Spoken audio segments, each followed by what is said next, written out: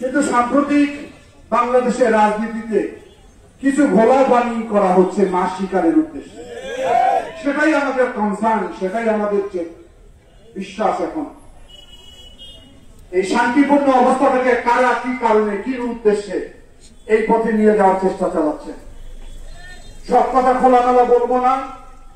সোহাগ হত্যা হয়েছে, আমাদের পার্টির সর্বোচ্চ জায়গা থেকে প্রতিবাদ জানিয়েছে, সমবেদনা জানিয়েছে এবং বলা হয়েছে দুষ্কৃতিকারীদেরকে গ্রেফতার করা হোক। কারণ যিনি হত্যাকাণ্ডের সঙ্গে যারা জড়িত তারা কোন দলের সদস্য হতে পারে না, হত্যাকারী হিসেবে তাকে দেখতে হবে। বিএনপির এত ক্লিয়ার মেসেজ থাকার পরেও একটি রাজনৈতিক গোষ্ঠী আমরা দেখলাম বিভিন্ন স্লোগানে বিএনপি এবং আমাদের প্রিয় ভারপ্রাপ্ত চেয়ারম্যানকে দায়ী করে নানান অশ্লীল স্লোগান তুললেন। তারা কি ভুলে গেলেন যে তারেক রহমানকে? নিশ্চয়ই ভুলে গেছিলেন। তারেক রহমানের সেই তারেক রহমান যিনি জিয়াউর রহমানের সন্তান। জিয়াউর রহমান এই বাংলাদেশের স্বাধীনতা ঘোষণা দিয়ে 9 মাস অস্ত্র নিয়ে যুদ্ধ করে বাংলাদেশকে মুক্ত করেছেন সেই জিয়াউর রহমানের সন্তান।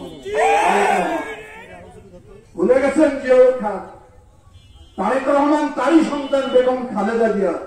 খালেদা জিয়াকে 9 বছর এই রাজপথ প্রকম্পিত করে স্বৈর শাসক এরশাদের পতন ঘটিয়েছিলেন তার সন্তান তারেক রহমান। তারেক রহমান আমাদের আবেগ, তারেক রহমান আমাদের বিশ্বাস, তারেক রহমানের বাংলাদেশ।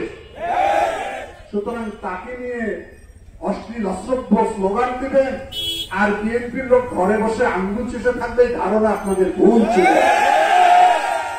মনে করেছিলেন সোহাগ হত্যার মধ্য দিয়ে পানি ঘোড়া করে মাছ শিকার করবে।